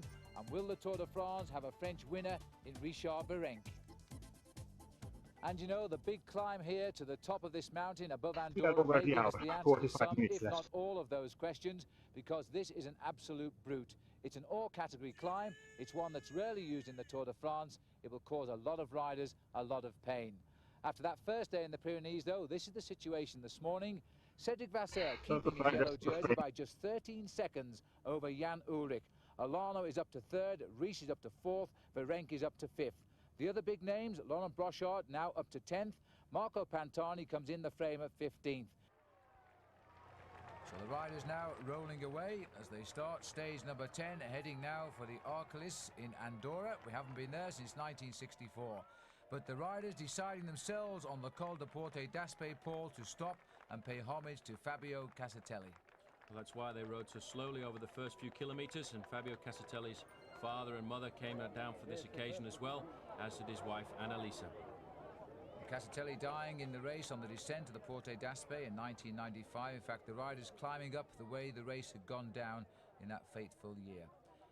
Well, in fact, Casatelli's father, riding all the way from Lake Como, took him something like 3 days, Paul, and right now the race has started again, and not too much interest in getting on with the action either.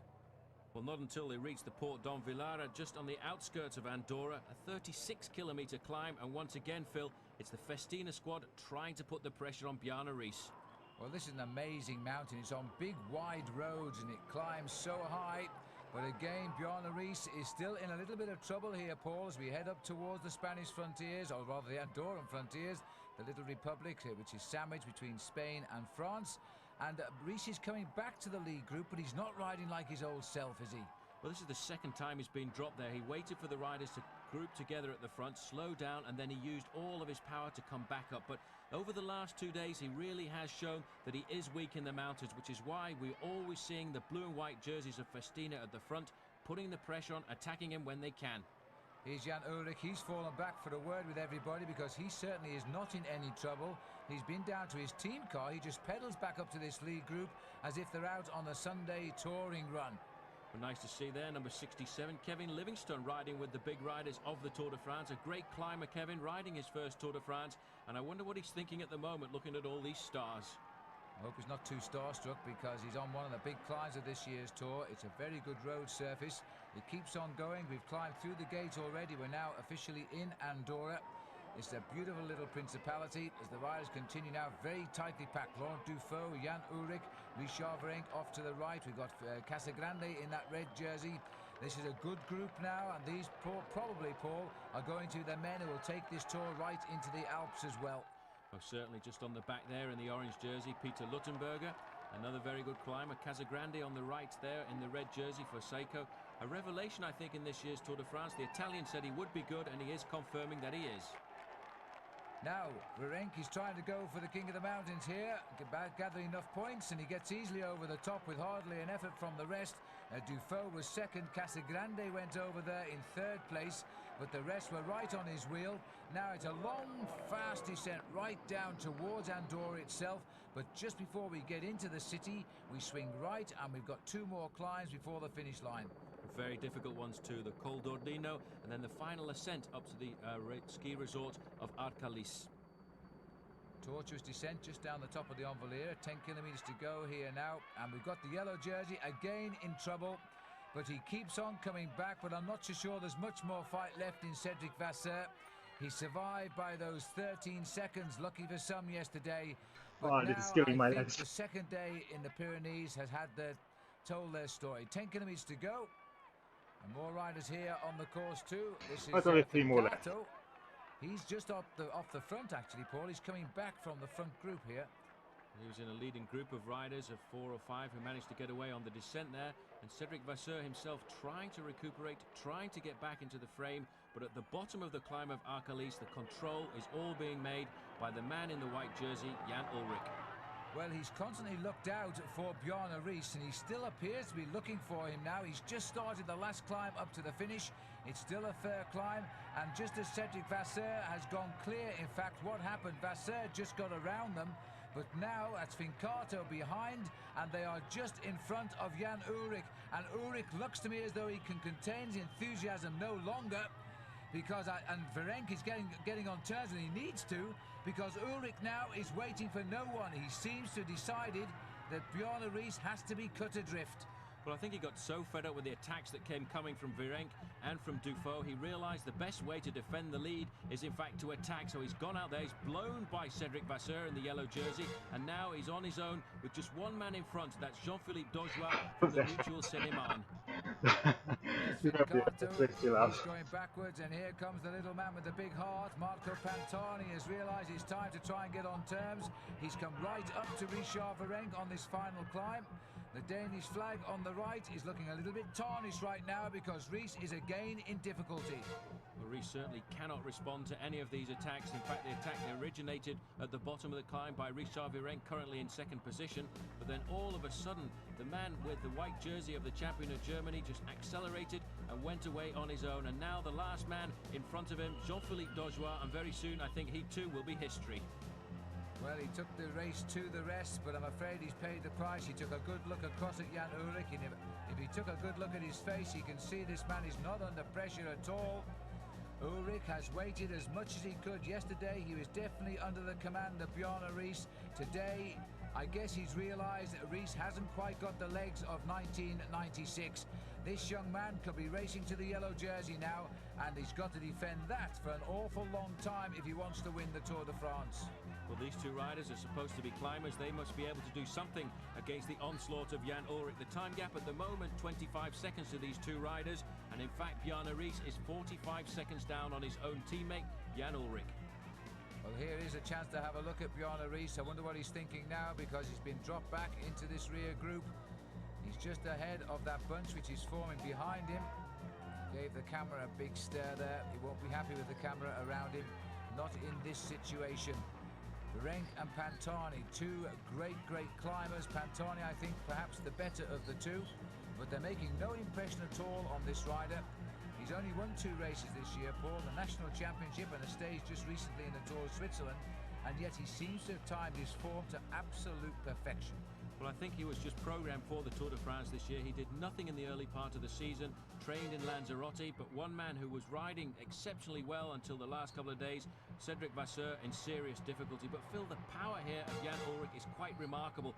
Rarely do you see a man sit so firmly in the saddle on a mountain pass and hold the bottom of the handlebars like that. Well, he was the world champion back in 1993, and since then he's turned professional. He was kept out of the Tour until last year, and last year he came in and he finished second, and now he's looking for his first maillot jaune. There's Abraham Olano, also surprisingly so to us, having a little bit of difficulty here. He's not far from his homeland of Spain. He can expect support. He is now being watched over by Riis. Look at the mask on Riis, the man from Denmark. He really is suffering. He must be going through all kinds of hell on his machine this afternoon. He knows he's got to try and recover this day in the Pyrenees if he wants to win again like he did last year. But Dufault himself suffering. Look at the face on Dufault. He really is pushing himself. But all the time, the man at the front, Ullrich, is time trialing. And just look at that. It's the first time that I've seen this climb as well. And I must say, it is a very difficult climb indeed. Well, I'm sure that Jan Ullrich, he may have come down looking at it in training, but he will never have raced up this climb, and he's showing it absolute disdain as he comes under 4 kilometres for the chase group. Remember that Virenque and Pantani are in front, and Ullrich is already heading up to the 3-kilometre banner. I don't think happy with the fact that the cameras are there watching him fall away from the leaderboard. Second to last height. Both of them great climbers, both of them with 2 stage victories in the mountains to their credit, and Richard Virenque's both were in the Pyrenees. Well, this has been a long, cruel day today, and by the time the riders get there, for many of them, they'll have been in the saddle for more than 8 hours.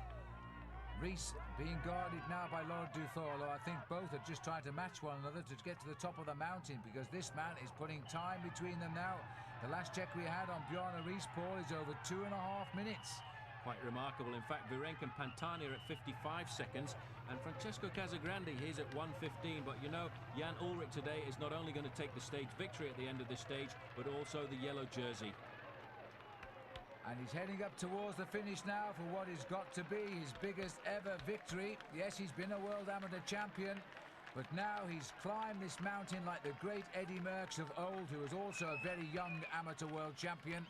And now this man seems to have just about everything. Second in the prologue time trial. He's never been caught by any of the crashes over that first opening week. Always positions himself well. And today he could not contain his enthusiasm anymore at all. He has gone for it and he has opened up the gaps. Well, he's no longer a teammate now. He will be the leader of Team Telecom. And at the end of this little straight here, Phil, he's going to be the first German to wear the yellow jersey since Klaus-Peter Thaler did in 1978. And with all respect to Klaus-Peter, who is a really nice guy, he was never a potential winner of the Tour de France. But I think this man is. As he comes up towards the line, he's still sprinting for time, victory and yellow all at the same moment. And he comes up to the end of 252 kilometres. There's the clock. It is almost 8 hours. 7 hours and 46 minutes by the time he gets to the line. And Jan Ullrich is going to claim the race leader's yellow jersey. Of that we are quite confident now. This has been a superb show by the champion of Germany, who now becomes the German leader of the Tour de France. Some breakaway. Pantani racing up the mountain. Can he take second? He was beaten by Virenque last time he tried it yesterday at the mountain top finish. But this time, maybe it'll be different. He's coming up towards the line. Virenque's not even going to attempt it. And the gap about 1 minute and 8 seconds. Further down, though, look at the gaps opening here. Bjarne Riis has dropped to Laurent Dufaux. In fact, Dufaux looks to me as though he's coming back, but not quick enough. 3:22.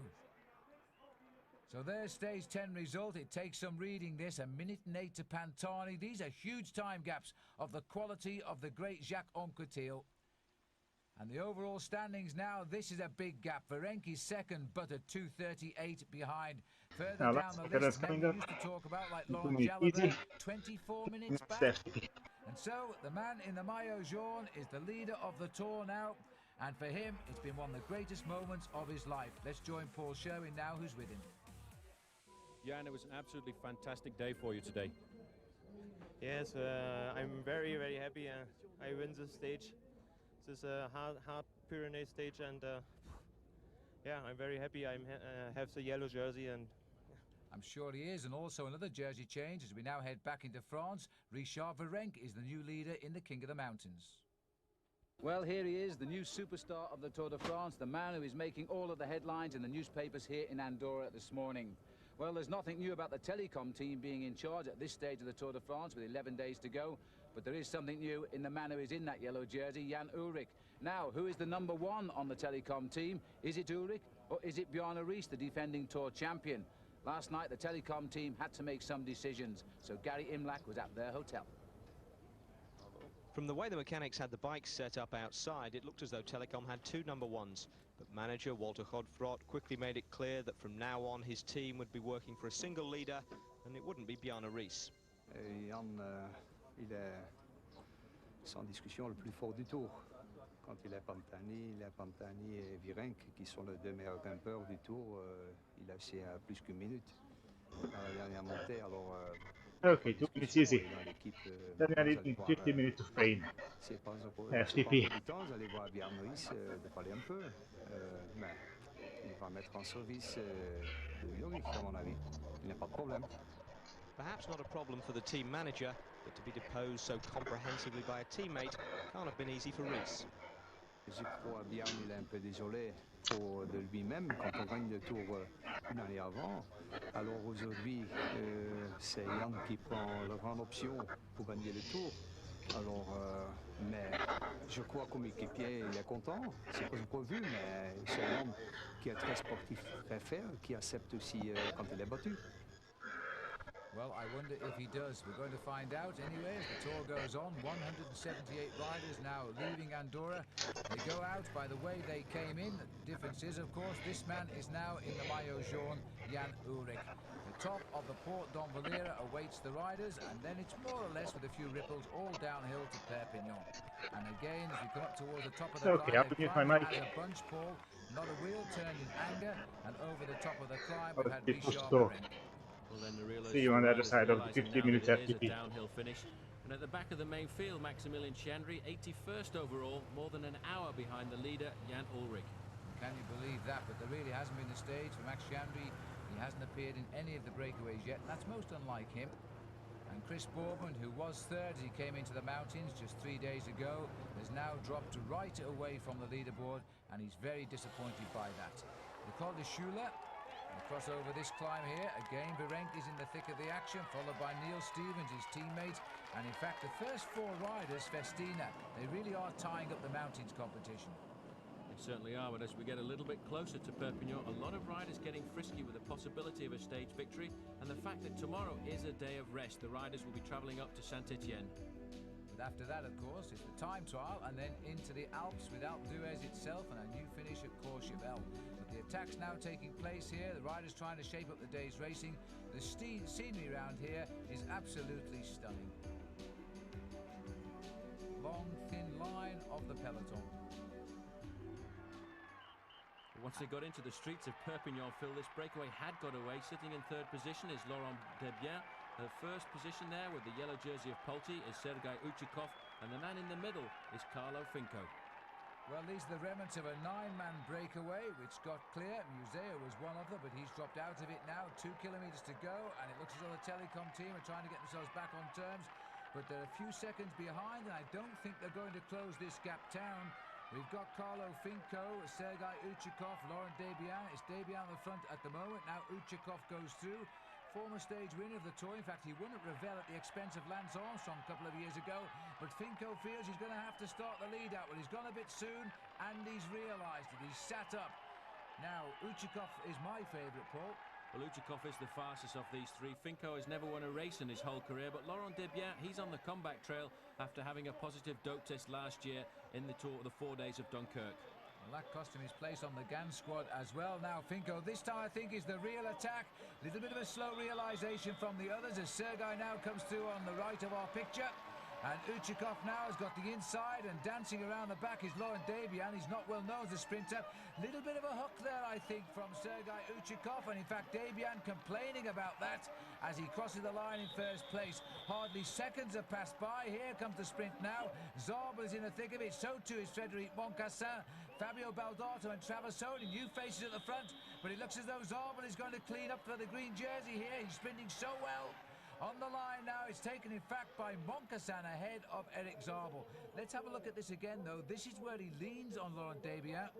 And Debian, remember, not a pure sprinter, otherwise he probably wouldn't have hesitated there. He'd just gone through the gap anyway. But I don't think the judges are going to like that at all. And if they continue their trend, I'm afraid Sergei Uchikov is going to be relegated.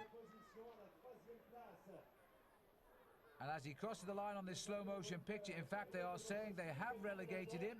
So Uchikov has gone to third place. Debian will be declared the winner. This is the sprint for fourth, being taken by Moncassin. This is the incident, Paul. Well, this is what the judges didn't like. They say Sergei Uchikov prevented Debian coming through, and at the end of the day, they gave the victory to the Frenchman, Laurent Debian. Carlo Finco, will he be happy with second place, and Uchikov not very happy with third. In fact, that was very modestly put. In fact, he was fuming with third. He felt he should have been given the victory. Overall, no change at all today. And now, the day after the rest day, the riders have moved up into Saint-Etienne for a hilly time trial over 55 kilometres. This is stage number 12. Now, can this man fight back into the frame, knowing that his teammate is now the leader of the Tour?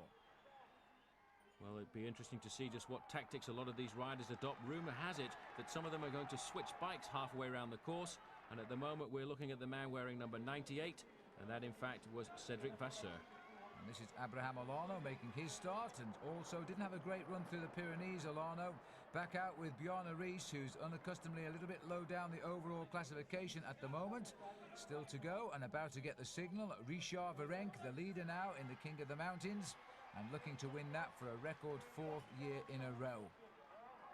Well, Olano looking very comfortable here. He's on a standard machine for the moment. The first part of this course is very hilly indeed. The riders, I think some of them will actually change at the top of the mountain onto the low-profile machines, but it's the day of reckoning for this man. Jan Ullrich about to make the start. Now, can he give us confirmation as to his strength? The best time already finished, by the way, is by Frank Vandenbroek. 1 hour, 21 minutes and 8 seconds. This is the check at point number 3 at 41 kilometres. Pantani going through very quick time for him, 1:4:09. Well, it certainly does show that this course suits the climbers, and it may well be that Richard Virenque can do something special. Time trialling is his weakness, but behind him on the road, this man is really making inroads into the lead of the little Frenchman. And sorry about the little bit of picture breakup again. It's those trees on the right which is causing the problems. But now Jan Ullrich is setting the trend as we go along. Pantani has set the new mark at 1:4:09, much quicker than Vandenbroek. and all of the others are slipping behind him. Now Ries is out on the road, and the last man, Verrenk and Ullrich, they are the last two on the road. Well, out on the course, Bjarne Ries putting a good time in. He's gone through the 41-kilometre mark in exactly the same time as Marco Pantani, while at the finish line, Fernando Escartin losing a little bit, coming across in 7th place with 1 hour, 21 minutes, 47. Well, now look at this. Jan Ullrich here is beginning to pick up Richard Verrenk. This is going to be a nasty surprise. I don't think Verrenk really expected to be caught by Jan Ullrich, but he is firing this man from Germany. He's bridging the gap, and we're on the climb here. Now, which side is he going to pass him by? He's not too sure as he dodges around, but Richard Verrenk, who's a great climber, has no answer to the pure strength of the German.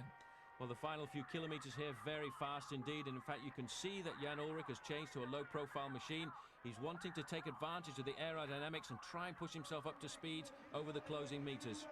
And now Pantani is going to rewrite the leaderboard here. He comes in 1:20.06, confirming his great times out on the course. Marco Pantani in now with the best time. Still Ries, Alana, Verrenk and Ullrich to finish. But we know now that Verrenk has been caught for 3 minutes by Ullrich, although he's still trying to slip him. Well, Bjarne Ries has faded quite a bit, Phil, over the last few metres, but he is going to go inside the time of Marco Pantani. That's the time to beat, 1 hour 20.06. And Bjarne Ries looks to me as if he's going to come in with the new best time, but he looks very slow coming over the final few metres here, as if he's really having to dig very deep indeed. There it is, new time, 1 hour 19.32. 34-second beating of Pantani as we go back out on the course. This is now the descent, the last 14 kilometres off the top of the mountain and down towards St Etienne. It's quite a tortuous descent, but it's very dry condition today, thankfully so. And now it looks as though this man is setting new trends, but we'll have to find out first if Alano's going to match anybody's time. It's been a good ride by Abraham Alano here. Bjarne Ries has got best. I think Abraham Alano might fall just a little bit outside of this. It's a long way up this straight here. Best time is 1:19.32. He's just going to be outside the time of Ries, so he'll go second on the board. So all of the stars are finishing very close together. But this man is doing a great fight, Phil. Richard Verrenk just in front of him there. You can see Jan Ullrich. He hasn't given up. He's been caught by a superior time trialist, but he's riding on courage. He doesn't want this man to blow him away. Well, Verrenk has made a very, very nervous descent down that mountain. He's closed the gap right up on Ullrich, who seemed to be pulling away. Look at this massive crowd here in the cycling capital of France. And now Ullrich is going to confirm he really is a top contender for final honours in this race. Ullrich, his time is amazing. He's way up on Bjarne Ries, his teammate and last year's Tour winner. He's 3 minutes in front, don't forget, of Richard Verrenk, who is just behind him now. So he's conceding all of that time as Ullrich is going to set a unique time here that nobody has approached all day.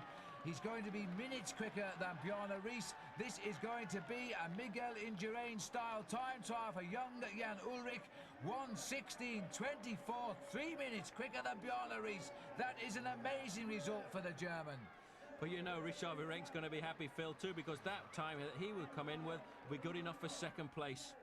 So Richard Verrenk did keep Jan Ullrich in his sights, but he lost 3 minutes nonetheless, and that's going to take a bit of recuperating, even for a climber in the Alps, which are now to come. And the road ahead really is a tough one now. Richard Verrenk, though, retains second overall. On the stage, he's finished second as well, but conceding 3 minutes and 4 seconds to Ullrich. Ries was third, but he also conceded more than 3 minutes. Overall, Ullrich now leads this tour by 5 minutes and 42 seconds over Richard Verrenk. Abraham Olano is third, but 8 minutes back. Now they face the climb of Alpe d'Huez, 203.5 kilometres for the 172 survivors of this tour. This is going to be a tough one. They are now going to the mecca of cycling, the Alpe itself. Well, in all the years that I've come to Alpe d'Huez, I've never seen an atmosphere quite like this. We've estimated perhaps 250,000 people are on its slopes. The Tour de France has arrived at the big mountain. We know there are 30,000 Danish making their way here. We know there are busloads of Pantani supporters, and I'm quite sure now there are indeed plenty of supporters for Jan Ullrich. Well, we've seen the German conquer the Pyrenees. We've seen him ride the brilliant time trial. Now, just how is this sporting revelation going to climb up Alpe d'Huez? Let's go to Paul Sherwin, who's now going to analyse his climbing style. The most important thing about riding the mountain passes is trying to conserve as much power for as long as possible. Now, when I rode my first Tour de France, Barry Hoban said to me, when you're approaching a long climb like this with all these zigzag turns, the only way to do it is to go around the outside of the corner where it's not quite as steep. Now, the amazing thing about Jan Ullrich is he climbs with sheer power. As he comes up to the corners, you can see he's sitting very comfortably on his saddle, all of the power coming from the back part of his body and his thighs. But when he comes into the corner, he hugs the line right around the steepest part of the apex. If you've got a chance at home, go up one of the local climbs and try riding on the inside. You'll see just how tough it is. Once he then gets to the straight part, he accelerates away, not even getting out of the saddle, indicating this man climbs with pure power. But Alpe d'Huez has 21 corners like that. Does he have the power to be able to do it 21 times? I'm not so sure. Well, we're about to find out, Paul, because the whole field are racing through the lovely little town of Bourg d'Oisans at kilometre 187. Very shortly they will turn left and the climb of the Alp will be all before them because it's non-stop climbing right up to the finishing line. Field basically all together here. It's been a gentle ride, but not all good news for everybody. Festina trying to get their men right into the launching pad, but at 54 kilometres today, Chris Boorman of Great Britain abandons the Tour in tears, suffering from crash injuries and torn neck muscles from his fall on the Col de Soulor. Right, well, on we go, Paul, and we're now heading up the mountain itself, and Festina in the driving seat again. Well, every time there's a mountain coming, you know, they really will try and put Jan Ullrich and Bjarne Riis under pressure. Bjarne Riis still riding very well, but at the moment I think he's playing a secondary role to the man wearing the yellow jersey. This is Laurent Brochard at the front, no longer in the polka dot jersey, but now riding as a teammate for his own man, Richard Virenque. And I wouldn't like to be in this bunch now because the speed they approach Alpe d'Huez, and it is such a steep climb, but all of the domestiques trying to get their climbers to the start of it together. It is very, very quick as they race over the little river here. Now they'll turn left and then the climb will have begun. Alpe d'Huez is on the horizon. Well, I think this is really the climb everybody has been waiting for, Paul, and immediately the yellow jersey is there, the polka dot jersey is there, and Casagrande is there, and Riis is there. Well, that's remarkable because, Phil, this is the mecca of the climbs for all of the climbers. Every climber wants to win here on Alpe d'Huez, and I'm quite sure Richard Virenque does as well because he's never won a stage of the mountains in the Alps. That's right, but he has won 2 stages in the Pyrenees as he now dances behind Jan Ullrich. This rider certainly isn't afraid to carry that maillot jaune right at the front of affairs, is he? Well, it's amazing. He's now the leader of the Tour de France, and I would have thought that Bjarne Riis would have come to the front to help him out just a little bit because he does need some encouragement. He does need somebody alongside him just to say, look, the team's here, we're still supporting you. He's still looking for Bjarne Riis. He constantly looks over his shoulder to see where Riis is. He is an amazing rider. It's almost as if he's the reluctant leader of the Tour. It's very strange to see him riding like this. There on the right-hand side is Elefantino, Marco Pantani, now nicknamed also El Pirato, the pirate. And he really is trying to put some pressure on these riders. Now he moves to the front, and Riis still looking very comfortable. Well, he too has scored big victories in the Pyrenees, now looking for a win in the Alps as well. This is a savage acceleration by Pantani. This is on the early slopes of the climb as well. Virenque is the answer to it. He's right with him, but I wonder what damage he's doing behind. Everybody is filed out behind Marco Pantani. Ullrich is there as well. We saw Pantani motivation for the last minute. Just before he came through to start this acceleration. And this is the secret of good climbers, Paul, the way they can accelerate. Well, it's not just that, it's the way they can accelerate again and again. And it's interesting to see this time Bjarne Riis is there. He's sitting on the back of this group of 4 riders, so it may well be that after the tough time he had in the Pyrenees, he has finally recuperated. And Casagrande and Escartin are the losers there. The man we've also not mentioned, Abraham Olano, we haven't seen anything of him since the real attack started on this climb. Now we've got these 4 riders going up the slopes. I have never seen so many people on this mountain, and I've seen every climb here except the one of Fausto Coppi. I'm not quite as old as 1952. But it was amazing driving here, you know, 40 kilometres, 25 miles of traffic jam just to get to the bottom of the slope here. It is remarkable. I think this is the greatest Alpe d'Huez we've witnessed in these recent years. A perfect day as well. It's very often cold on this mountain at the top, but it's beautiful today. You can see the shadows of the riders. Now Pantani is setting the pace and looking for help from no one at the moment. And Ullrich, who started the tempo at the bottom, now content to follow. These 4 riders looking pretty solid just now. Well, Pantani's great to see him back. There's the earring that's earned him the nickname of the Pirate. He's just getting into a rhythm here, just pushing the pressure on everybody else. Looks over his shoulders to see what sort of damage he's doing. But you know, he really is flying, and I think most certainly he's back. And I was quite convinced after that crash he had in the Tour of Italy that we wouldn't see a great Marco Pantani here in the Tour de France. Right, but I think he certainly is back, and he's great. I don't think anybody seriously thought he would ever come back from the crash he had in Milan Turin, which caused all of his problems, but he has come back. He is very much a part of this tour again. Remember, he's had a third place 50 minutes in the Tour de France, as well as winning a couple of stages. It's amazing to watch the difference between the two climbers at the front, Marco Pantani and Richard Virenque, bobbing around on the machines, using the upper part of their body to try and keep the gears going around, while all the time let's get my watch it down. sitting down. Glance at the second had to reduce intensity to 95%. There's Alano 151. Escartine is here. To complete it. Interesting. That's Laurent Madouas also in this group. Oh, look at this, Paul. We've gone back to the leaders just in time because it looks as though they've cracked Greece. Well, I think he's put the white flag let's up focus there on because he AMD. couldn't stay with the pace being set by the two climbers. He's just going to ride at his Pantani, own pace now Ullrich. and leave it up to Jan Ullrich in the yellow jersey to mark the two best climbers of this year's Tour de France, Marco Pantani and Richard Virenque. But still, Ullrich looking very calm, sitting down. It's amazing the power he uses when he climbs. He's such a deceptive bike rider, sitting there solid as a horse. Now, further down, number one, last year's winner, is in desperate trouble yet again on the mountains he loved so much last year, where he gained all of his time in the Alps. Now, in the Alps, on the first day, serious climbs, like it was in the Pyrenees first day, Bjarne Riis is in difficulty. There's the flags that will cheer him on.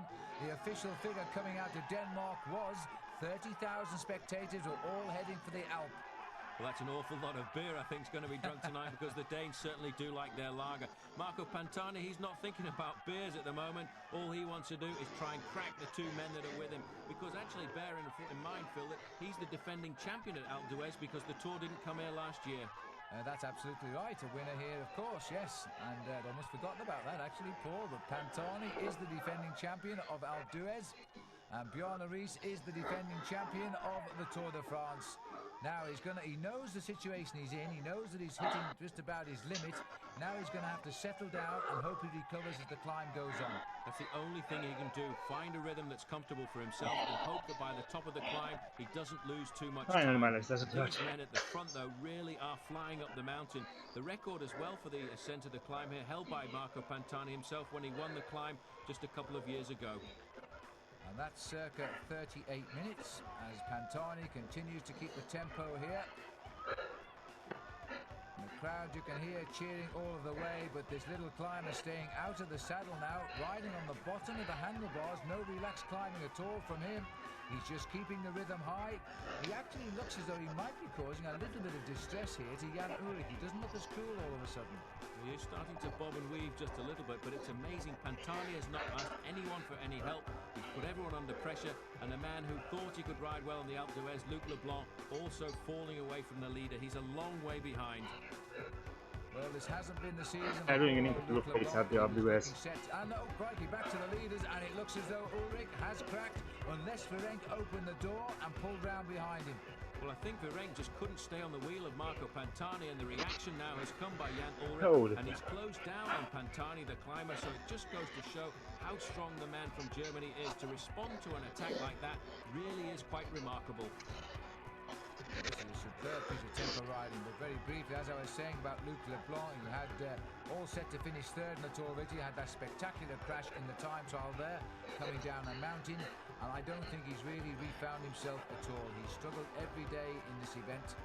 The one man struggling now, Phil, is Richard Virenque. In fact, that acceleration out of the corner there has put the climber from France into difficulties, and he couldn't stay with the two leaders, so now just two men up the road, Marco Pantani in the yellow jersey of Jan Ullrich. Well, the one thing that Richard can be sure of is plenty of support, but he's losing ground here, and this is the first time we've seen a little climber from France be attacked as well. But really, Pantani, at 10 kilometres to go, has just simply stayed out of the saddle. Now he's starting to go in and out of the saddle, He's kept the rhythm so high. Ullrich is just grinding. And so far failed to Man, he's a machine. Ullrich again surviving.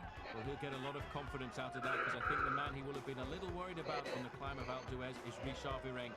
Once again, he gets out of the saddle, he accelerates, trying to put the pressure on Ullrich, because I think before the summit, he'd like to get rid of this man from Germany. But look at the face on Richard Virenque. He's suffering like a dog, and all he can do now is just hope that he can pull himself back.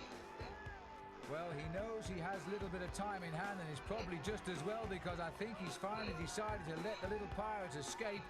He's 9 minutes 11 seconds behind Jan Ullrich in the overall classification, lying 5th at the moment, and so every pedal rev now will gain time on everybody in the Tour. We see how Pantani went round the wide part of the corner there. It was not quite as steep. He came out of it, accelerated away, and the gap opened up immediately. Ullrich isn't panicking though, he's just sitting there, setting a nice pace for himself, making sure that Pantani doesn't open up the gap too rapidly. Isn't he? So Marco Pantani is doing what I think just about everybody on this mountain came to see him do. This magic little climber go away from the rest of the race. He is now pedaling a higher place in the overall classification for sure. He's not going to damage the lead of Jan Ullrich today. Ullrich perhaps wisely knows that. He's not crucifying himself, trying to hold the back wheel of a man who is simply on a mission.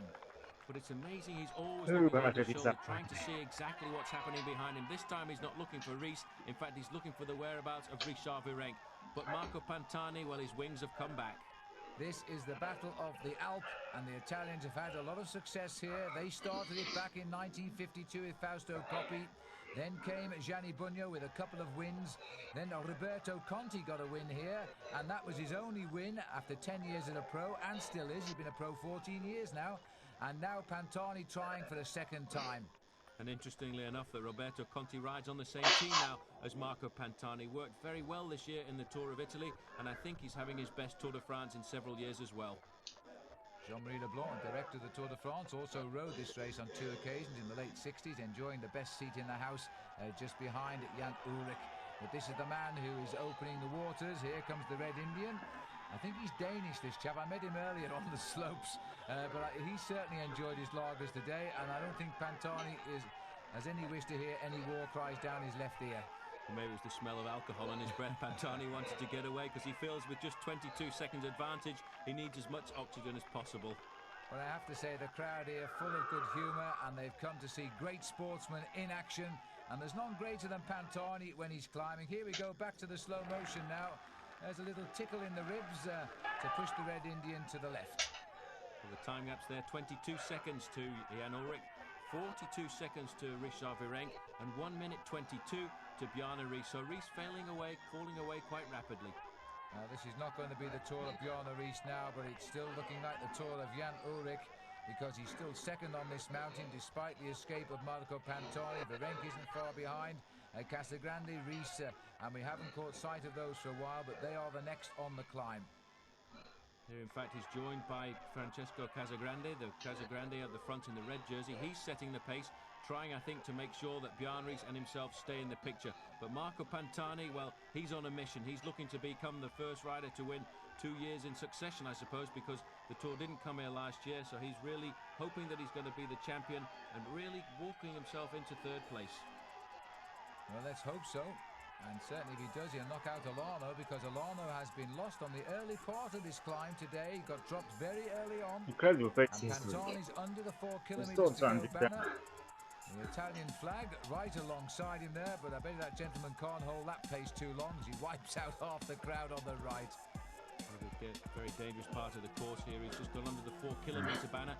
Once he gets to around about 3, then the barriers appear and it makes it a lot safer for the riders on the final few corners up into the town of Alpe d'Huez. But Pantani, well, nobody's going to touch him now as he goes under that banner.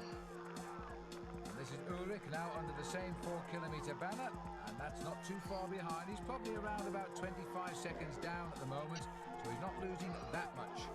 In fact, Richard Virenque is losing a little bit of time. His time gap there was 1 minute and 2 seconds. So the French climber falling away. But Phil, the crowds here are unbelievable. I don't remember ever seeing them as big as this. Well, we used to say, get there early in the morning a few years ago if you want to see this climb from a good spot. Then we altered that to get there the day before. Well, now we know there are many people coming here up to 3 days before just to claim their regular spot on the mountain. This is the first time that Jan Ullrich would have experienced this climb with all the crowd out there. A lot of Germans have come now to the Tour de France as well to support this man, because I think they can see the makings of a champion, a new man on the block, the man who I think is probably going to dominate the Tour de France for the next few years. But Phil, just look at the crowds. Well, officially they're telling us that 750,000 people are lining the 9 miles of Alpe d'Huez today. That might be an exaggeration, but when you see shots like that, I'm no longer sure it is. And Marco Pantani has now got himself between the barriers, the safe stretch of the course. And these barriers put up after that debacle we had a few years ago when Fabio Parra was brought literally to a standstill by the crowd and the blocked cars. But a fine right-hand turn by Marco Pantani, taking your advice there, Paul, he went round the outside. But I don't think he expected to be going quite that fast. He's flying up the final kilometre here of the Alpe d'Huez. But you know, I hope he doesn't make the mistake he made 2 years ago, because he also nearly lost it in the final left-hand bend to the finish and went straight on into the parking lot. Well, this time I think he'll be guided simply by the crowds and the barriers. We're now into the lovely town here on the top of the beginning. This town literally opens for the arrival of the Tour de France. In the next 48 hours, it will have all closed down again, awaiting the ski season. But at this time of the year, in July, it is vibrant, and there are thousands of people here now. We're going into the lower slopes of its streets, and then it will climb steadily to the summit. Jan Ullrich riding very sensibly, still hovering around 25 seconds behind Marco Pantani. He's not pulling anything back, but I think he'll be very happy with the ride that he's put in today. But Pantani now into the town square. Across the town square, he'll get the left-hand turn, and then it'll be up to the finish. He's got about 600 metres lead over Jan Ullrich as he heads up towards the finish. That's around 35 seconds. All the road is his now as he moves into the last 500 metres to the line. There'll be the sharp left-hand turn where even Greg he was flying up there. At one occasion finishing here. You've got to watch it. It's easy to overshoot it, but Pantani incredible speed after Alpe d'Huez. To be equally as special to him as Zabel's revenge on his disqualification last week. It's a shame he's not just him, anymore. Because this means he is back as a big-time climber. He didn't have time to see himself on the big screen there as he swung round the left-hand bend. But now he's going to win this stage the second time in succession, although there's a gap of 1 year in between. Marco Pantani of Mercatoni Uno will be the winner at Alpe d'Huez today. He will gain time on everyone. He will climb up the overall classification as well. This is going to be a great feeling for him. He gets the victory. 203 kilometers covered. He's the first to the top of the Alpe. And the gap is around about half a minute for the next man. The maillot jaune of the Tour de France, Jan Ullrich, is coming home. And Ullrich again confirming he is most definitely the man to beat in this year's Tour. And I don't think anybody can or will.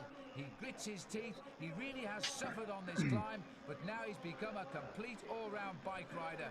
46 seconds the gap. Hello, what's everybody?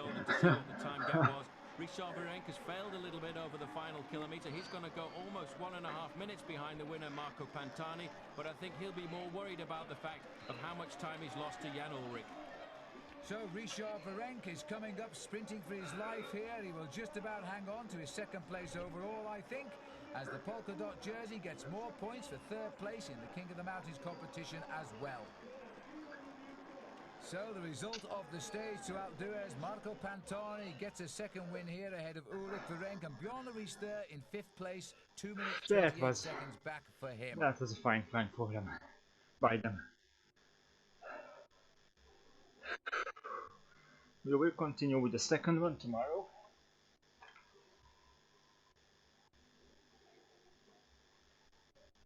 So let's go back to fixed since I have 1 minute left.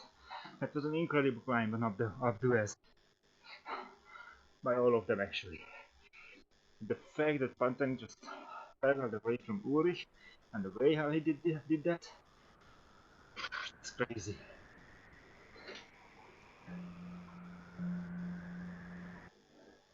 It's just that I have to leave something for tomorrow, yeah?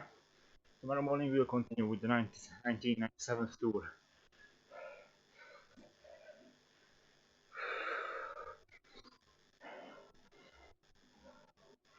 half a minute left. That was incredible, watching them up the wheels.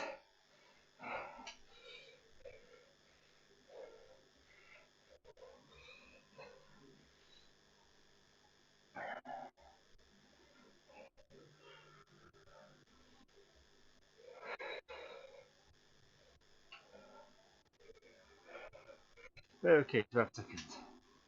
Let's just focus on the workout. Here we go, finishing. And I'm going another 500 meter just to